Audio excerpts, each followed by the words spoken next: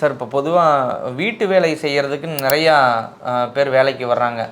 அதில் வந்து சில வீட்டு உரிமையாளர்கள் வந்து ஏதாவது ஒன்று சித்தரிக்கிற வகையில் அவங்க மேலே ஏதாவது ஒரு திருட்டு பட்டம் கட்டுறாங்க அப்படின்னா அவங்கள எப்படி சார் தன்னை வந்து நிரபராதி அப்படின்னு நிரூபிக்கிறேன்? வீட்டு வேலை செய்கிறவங்க, கூலி வேலை செய்கிறவங்க மற்றும் இந்த சின்ன சின்ன ரொம்ப குறைந்த சம்பளத்தில் வேலை செய்கிறவங்கலாம் பார்த்திங்கன்னா படிப்பறிவு குறைவாக இருக்கிறது.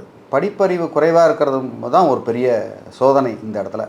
அந்த மாதிரி படிப்பறிவு கம்மியாக இருக்கிறவங்கள தான் நிறைய பேர் எடுக்கிறாங்க வேலைக்கும் கூட. எதுக்காக அப்படின்னா இவங்க ஏதாவது துன்புறுத்தினா கூட அவங்களால தட்டி கேட்க முடியாது. எப்போதுமே நீங்கள் வந்து படிப்பறிவு குறைவாக இருந்தாலும் இது போன்ற செய்திகளை சட்டத்தை என்னன்னு தெரிஞ்சுக்கிங்க. அதுக்கு தான் முக்கியமாக அந்த வீடியோ.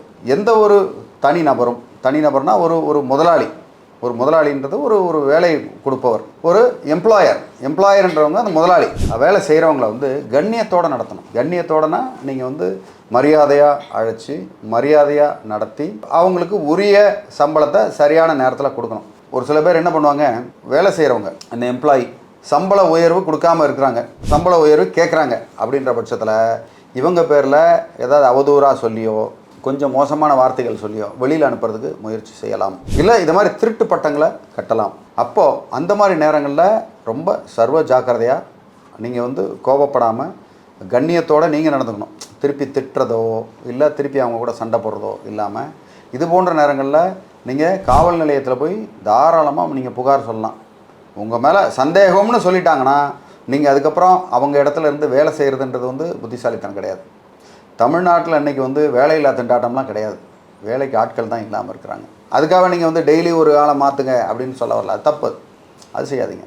நீங்கள் வந்து உங்களுக்கு சரியான முதலாளியை நீங்கள் தேர்ந்தெடுக்க முடியுன்றது அந்த நேரத்தில் நான் சொல்கிறேன். வேலையில்லா திண்டாத நேரத்தில் வந்து ஐயோ இவர் நம்ம திட்டார்னா ஒரு சில படங்கள்லாம் பார்த்துருக்கோம். ஐயோ இவர் வேலையை விட்டு அனுப்பிச்சிட்டாருனா என்ன பண்ணுறதுன்னு மாடியிலேருந்து குதிச்சவங்கலாம் உண்டு, குடும்பத்தை காப்பாற்றணும். இப்போ அந்த சூழ்நிலாம் கிடையாது. அதனால் இதுக்குண்டான அவேர்னஸ் செய்யணும். நம்பர் 1 எப்படின்னா நீங்கள் தற்காத்து கொள்ள பல இடங்களில் பல புக் ஸ்டாலில் உங்களுக்கு சட்டம் சம்மந்தப்பட்ட புக்ஸ் இருக்குது. எப்பப்பெல்லாம் உங்களுக்கு ஃப்ரீ டைம் கிடைக்குதோ அந்த புக்கை படிங்க. படித்து அதை என்னென்னு தெளிவு பண்ணிக்கங்க. இல்லைனா எங்களை மாதிரி அட்வொகேட்ஸுக்கிட்ட கனெக்ட் பண்ணுங்கள்.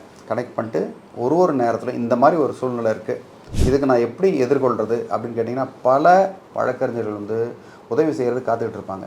உங்களை மாதிரி மக்கள் இந்த மாதிரி வரும்போது அதே மாதிரி இது வந்து முதலாளிமார்களுக்கு நான் சொல்ல வேண்டியது. எம்ப்ளாயர் வந்து ஒரு நம்மக்கிட்ட வேலை செய்கிறவங்க வந்து ஆடு மாடு கிடையாது. ஆடு மாடையே வந்து நம்ம அன்போடு நடத்துகிற இந்த காலத்தில் ஒரு நாய்க்குட்டி இருக்குன்னா நாய்க்குட்டி கூட படுக்கிறாங்க, ஏன்றாங்க. ரோட்டில் நாய் போகுதுன்னா அதை அன்போடு நடத்துகிறாங்க. அப்படி இருக்கும்போது சக மனிதன் உங்கள்கிட்ட வேலை செய்கிறவரை வந்து ஒரு மனிதனாக நடத்துங்க. கூட உங்கள் சகோதரராக நடத்துங்க. நீங்கள் அன்போடு நடத்துங்க. அதுக்கு வந்து ஃபேரான அவங்களுக்கு வந்து வேஜஸை கொடுங்க. அவங்களுக்கு இது நியாயமான ஊதியத்தை கொடுங்க.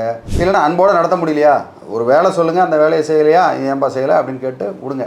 ஓகே, உங்களுக்கு பிடிக்கலையா சொல்லுங்கள். 3 மாதம் எப்பா 3 மாதம் பார்ப்பேன், இல்லைன்னா அனுப்பிச்சுடுவேன் தம்பி அப்படின்னு சொல்லி அனுப்பிச்சி விடுங்க. அதை விட்டு அவங்கக்கிட்ட ஹார்ஷான வார்த்தைகளை சொல்லி அவங்கள துன்புறுத்துறது, அவங்கள வந்து அடிக்கிறது, காயப்படுத்துறதுன்றதெல்லாம் வந்து மாபெரும் தவறு.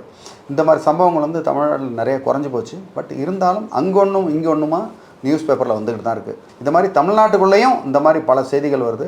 இதெல்லாம் வந்து உங்களை ப்ரொடெக்ட் பண்ணிக்கிறதுக்கு தாராளமாக நீங்கள் உங்களுக்கு ஏதாவது ஒரு பிரச்சனைனா உடனே ஒரு வழக்கறிஞரை இந்த மாதிரி யூடியூப்லேயோ இதில் வந்து ஒரு கமெண்ட் போடுங்க. தாராளமாக நாங்கள் வந்து இப்போ என்னுடைய கமெண்ட்லாம் எடுத்துக்கிட்டிங்கன்னா நான் உடனே அதுக்கு ரெஸ்பாண்ட் பண்ணுறேன். அதனால் தாராளமாக நீங்கள் வந்து அதுக்கு உண்டான இதை கேளுங்க. உங்களுக்கு உதவி செய்கிறதுக்கு நான் காத்துக்கிட்டு இருக்கேன்.